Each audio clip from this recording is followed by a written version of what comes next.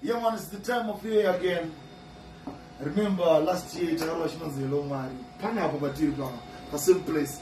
You know, more levels, Naja Master, Tarawa Shilomari. This time, trying a new style. Listen on. And feel free to rap this one. Listen on. Listen on. Master Pandizeza.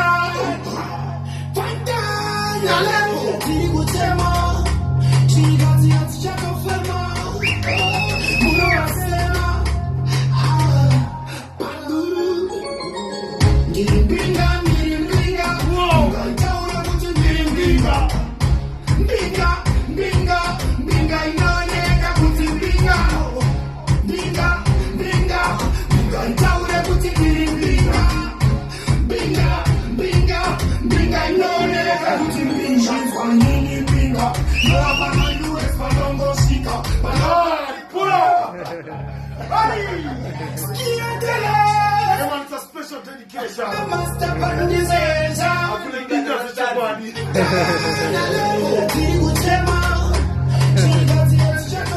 Listen up. He's your best for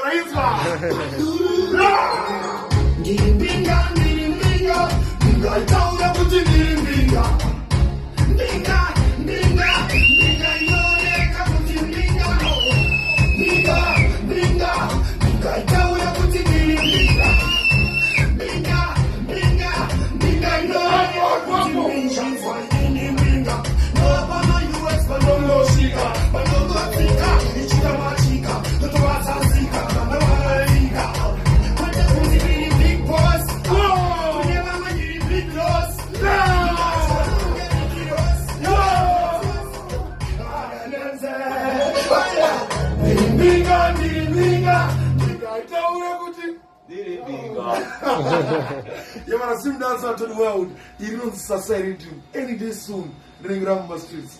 So. Zim Daily Upload.